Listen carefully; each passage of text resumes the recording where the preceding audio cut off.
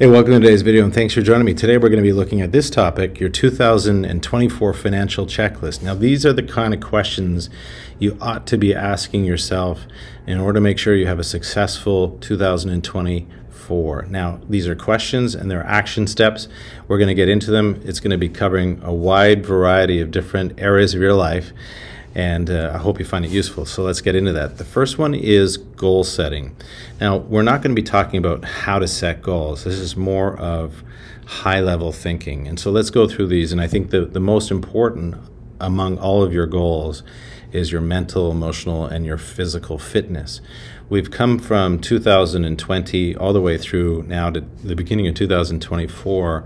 And for anyone that was just moving into retirement in an environment where COVID hit is very disruptive, caused a lot of stress for people who were employed and working and had many years to go before retirement. And then you come into retirement into an environment where we're shut down, we're closed down, we got no access to a lot of things that we're used to having instant access to, like certain kind of groceries, buying cars, for instance, new cars, all those things just dried up. And so it's been a lot of anxiety, a lot of frustration.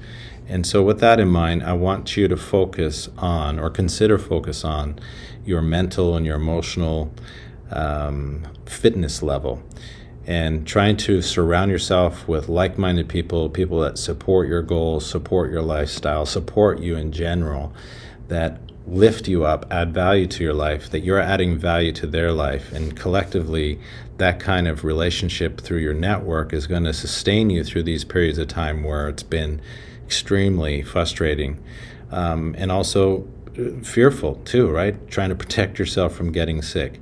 The other area, of course, is your physical fitness. So you control two things in your retirement. One is your ability to have enough money throughout your retirement. You do that by getting a financial plan. You watch this video up here. It talks about how to get a financial plan and what are the benefits of a financial plan. And the second area that's absolutely within your control is your physical fitness.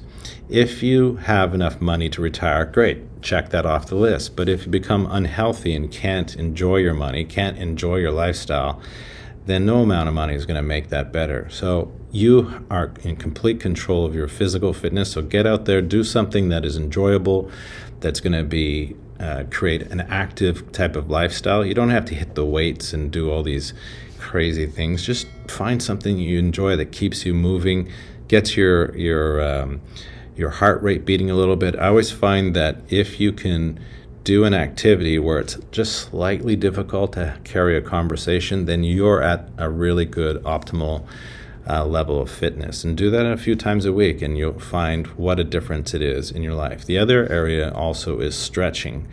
I find that as I'm getting older, my body really needs to stretch a lot. I like to do that before I go to bed and when I wake up, because those are the two areas of where I'm about to go into, especially at night, when I'm about to go into a long period of rest. And so I want to stretch out my body. And then, of course, coming out of that, stretching your body gets you started for the day. Portfolio returns. What kind of return are you expecting in your portfolio? Certainly, if you've done a financial plan, you know in advance what kind of return you need to have in order to make sure you have enough money throughout your, not just this 1 year. 1 year of poor return should not ruin your retirement. But you do want to have a sense of, okay, what should my portfolio look like for 2024, and I'm going to be going into more detail about that. Travel plans. Where do you plan to travel? Think about that in advance. Maybe get a calendar. I like to get a year calendar out and mark when we're going to be traveling, when we're going to be doing certain activities. For me, some of that travel might involve in business and where I have to be for a conference or an event, and then the other parts are for fun and travel and seeing the things that you want to do. So map that out on a calendar so you can prepare yourself, not just for timing, but also for, getting the money prepared for those types of events. Pay attention to your debts this year. Just do a quick review. We're going to go through that in a short minute, but do a quick review of where your debts are, what kind of debt it is, are there any opportunities to pay down those debts, and how will you do that? And then what's that to-do list? Now, I say the to-do list because there's certain things that you keep putting off, whether that's renovating your home, repairing your home, just going ahead and doing certain kind of activities like dental work. You know, you don't want to, I don't like going to the dentist, but if you have some major dental work, thinking about when you might do those kinds of things and start to get at that list. Cash flow. Cash flow is the key to making sure you have enough money to retire and to do all the things you want to do. So here are the questions you need to ask yourself about cash flow. When do you need the money? How much money do you need? Where will it come from? And then what I like to tell people in retirement is consider the laddered income approach to your income or your expense needs. So when you think about when do you need it, so if you were going to do some type of event, let's say a travel expense or a renovation expense, you may want to consider doing a withdrawal in your tax-free savings account in the previous year, like December. I know it's in January, this is already passed, but think of that for next year. But the idea here is that you're doing a withdrawal in your tax-free savings account in December, and you go ahead and use that money early on, let's say within the first 6 months of the year, and then it gives you an opportunity, if you have some non-registered assets or if you end up coming into some money, you can replenish. So you can replace that withdrawal because it happened in the previous year, if you remember your tax-free savings account rules. So it's a good idea to always think about what does the first 6 months look like in terms of expenses, and then do some withdrawals in a tax-free savings account to spend money into that expense and then replace it later on. So why I say, like, when do you need it and how much, it's about just understanding what are your needs for that given year. Now, when I've done plans for people, some years are fairly light and fairly consistent, and there are certain years where it comes into where all of a sudden you're doing a new car, maybe it's every 5 years or 7 years. So are you financing it? Are you leasing the car? So that is going to be a particularly heavy year for expenses. The other things that I see are renovation, and then our kids getting married and choosing to help them out with their wedding, or maybe even purchasing a home, giving them some money in down payments. And in certain years, you're going to have these heavier expense years. So you want to think about, is 2024 one of those years where you're going to have a heavier expense, and how are you going to pay for those things? Your financial plan will obviously talk to you about how to do that. Well, this is perfect timing. Withdrawal strategy. Your withdrawal strategy, you want it to be a tax-efficient withdrawal strategy. Most people, I've said before in other videos, have a contribution strategy, but don't have an actual withdrawal strategy. You're used to putting money into your accounts, but then when it comes to taking money out, it's kind of like brain fog, right? Where do we take the money from? Which accounts? So if you're thinking about a tax-efficient withdrawal, that is your non-registered accounts first, followed by your tax-free savings account, followed by your RRSP, or in this case, might be a RIF by the time you get into that. And so that's the optimal sort of account structure that you would do your withdrawals from. You may not have those accounts. You may only have an RSP, in which case you've got to be thinking about, because every dollar coming out of your RSP is taxable. So your withdrawal strategy, non-registered tax-free savings, RSPs, and then thinking about when to take CPP, between 60 to 70, what's the optimal age for you to start taking CPP, and old age security starts at 65. You may consider doing an RSP meltdown depending on the size of your RSP. I always see plans that have RSP balances in excess of, let's say, $800,000. You're not going to spend that money in your lifetime unless you do an RSP meltdown. It's just that simple. RIF, minimum scheduled withdrawal, will not get through that RIF balance in your lifetime. So RSP meltdown is one of the strategies. Unlocking your 𝗚𝗏 accounts where possible. There's some provinces where you can't unlock your 𝗚𝗏, 50% of your 𝗚𝗏, but that's one of the strategies, is where we unlock 50% of the 𝗚𝗏, push that money into your RSP, and then do an RSP meltdown. You may want to consider watching this video here, 3-bucket strategy. This is an excellent way for people to manage their money, for you to manage your money in retirement, that allows you to visually see, because it's not just math that I show you, I visually show you how to use your money in a different way so that it makes living much easier and simpler, that you don't have anxiety about how to use your money, especially in an environment that might be like a volatile stock market. When we talk about that retirement zone, the 5 years leading up to retirement and the first 5 years of retirement, you do not want to have severe negative returns.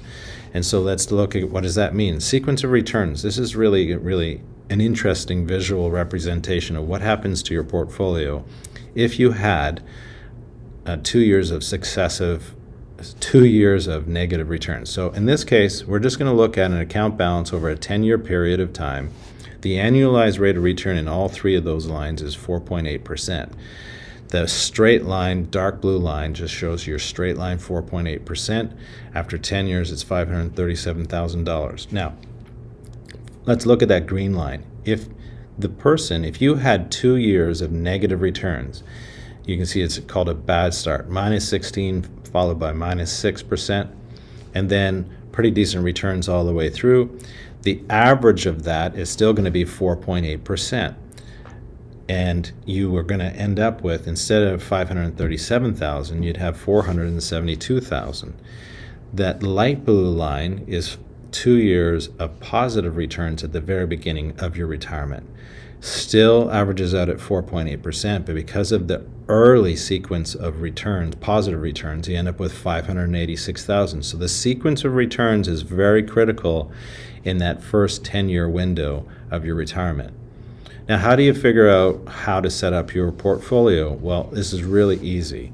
You get an advisor to give you a portfolio review. Just about every advisor is willing to do a portfolio review, complimentary, no fees, no obligations. They'll tell you what you think you should be changing, if there are any changes that need to be done. So things that will be done in a portfolio review, if you want to do this yourself, but here's what you should be looking at. What is your risk tolerance? Now, risk tolerance means how well can you sleep at night with the volatility of the market? That's a pretty good question to ask yourself. If you can go back to 2008 and remember what that felt like, that anxiety of seeing the markets drop so dramatically and acutely, how did you feel at that point? Now, if you're in retirement and that happens, how do you think you're going to feel? Pretty awful, right? So you want to do a risk tolerance review. Then you want to look at your asset allocation. So asset allocation basically means what kinds of securities do you have in your portfolio, and do they match your risk tolerance? And so very often when I do a review, I'll see someone's risk tolerance. Let's say they might be a moderate, close to conservative investor, but they have the type of equities in their portfolio that are maybe someone who is much younger, so like an advanced or an aggressive type of portfolio. The two don't match up. That's a recipe for a disaster and a recipe for a great amount of anxiety. So you want to make sure that your risk tolerance and the underlying securities of your portfolio are in alignment, right?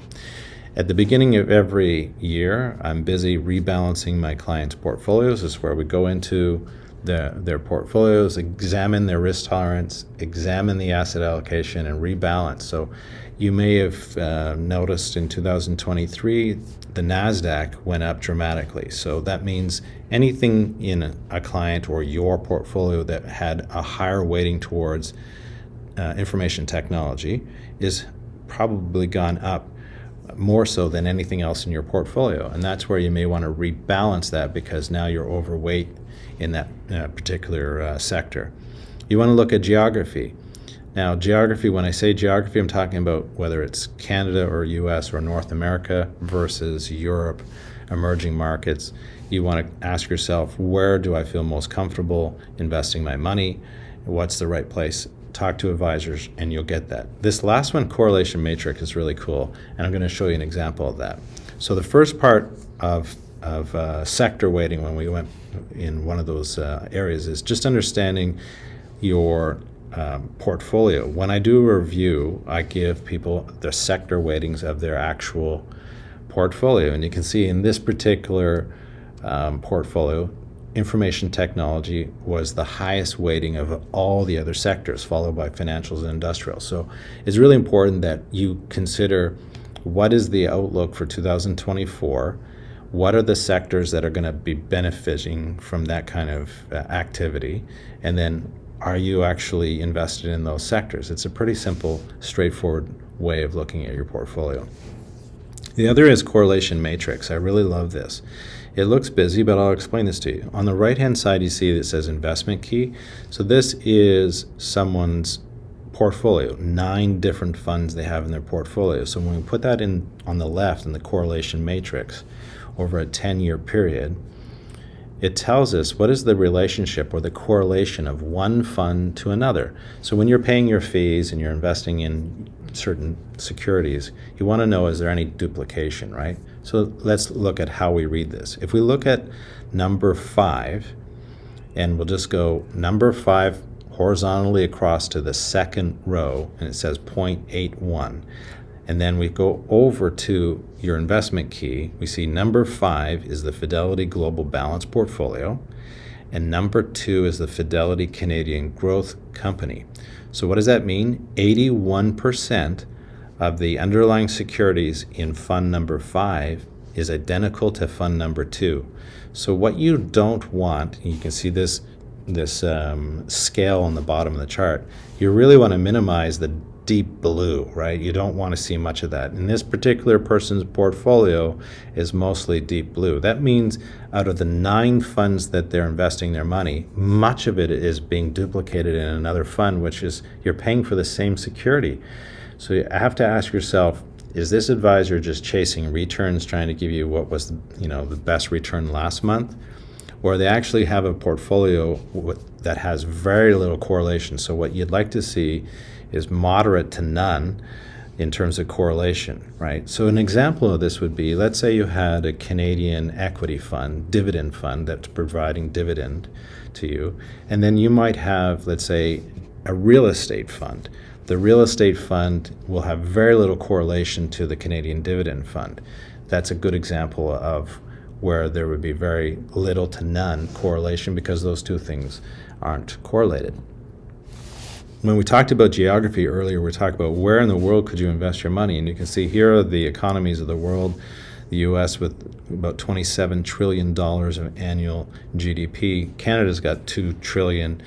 And you think about where you might want to invest your money. So what I always say to people when they're investing money is I say, if you're a conservative or a moderate investor and you're worried about market volatility, then Canada is, you're going to avoid 98% of the world's problem because you're not invested in it.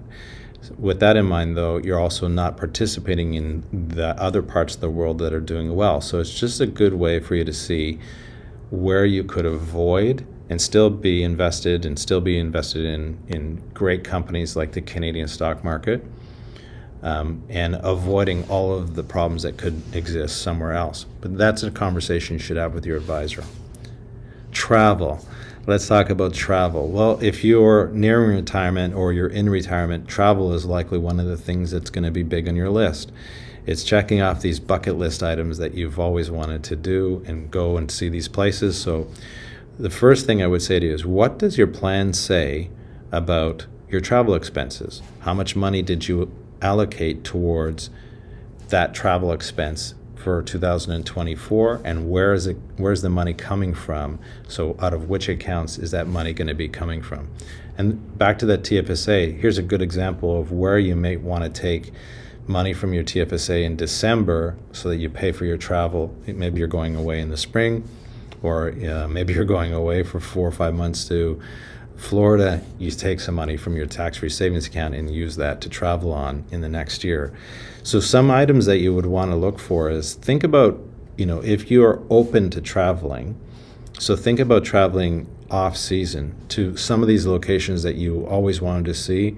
But if you go in the middle of August to Italy, it's going to be very expensive, or somewhere in Europe, it's going to be very expensive. So do you look for places that are more off-season in terms of the prices? A good place to look for that is Google Flights. I love using Google Flights. Just type in Google Flights, it'll come up. And when you're on this, you can just set that you have no destination in mind, and you just have sort of like a general timeline in terms of when you want to travel. And it's going to show you the prices for flights everywhere in the world from your place. So from Toronto, for instance, or from from Vancouver, wherever you may be. You just simply look at where you are and then leave it blank, and it's going to show you a flight to Vegas is this amount, a flight to Caribbean is this amount, a flight to Great Britain is this amount. And you can plan your holidays based on what has the lowest fare for you to travel. So you might have a list of places you want to travel to, and you can figure out when is the cheapest time to actually fly to those places. You want to look at introductory offers as well. So if you have resorts or hotels that are new in the market and that are offering discounts for people to come.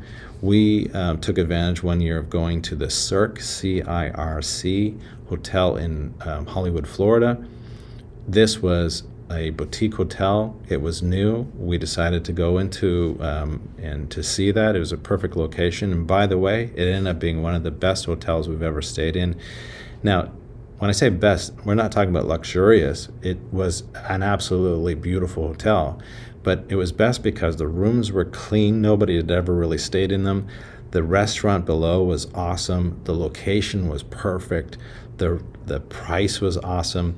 So that's what I say about introductory offer. And then, of course, collect points. Use your points on your credit card, or if you belong to like Hilton Hotels or something like that, Bonvoy, where you're going to just accumulate points, then consider belonging to a hotel chain that is worldwide and use their point system to stay in their hotels all over the world so you can collect points and get some freebies. Okay, the last one that we're going to be looking at is debts. You want to just take stock of what debts you have outstanding, whether it's mortgage, car loan, or credit card payments. You want to pay down your non-tax deductible debts. So anything like a credit card, you want to pay that down as fast as possible. Mortgage is non-tax deductible. So that's why I say, if you have a tax deductible like a mortgage on a rental property, that's okay because you get to deduct that. But anything else, you want to start to really have a plan on how you're going to attack your debt. Pay attention to the renewal dates so that you can start to figure out how you might be able to allocate more money to those debts. And I always say it begins with a financial plan. You should have a financial plan done. I encourage you to get a financial plan because it is seeing the outcome of your planning decisions before you commit to them. I hope you enjoyed today's video. Remember, if you like this video, like it and share it with everybody that needs to see it. Put your comments below because I love hearing your comments. It's super important for people to read the comments because they might have the same question, and you will find that I'm answering the question and other people are answering questions as well and giving their experiences and feedback. Well, again, thanks so much for tuning into this video. I hope you're doing well. I hope you have an awesome 2024, and I look forward to seeing you in the next video. Take care.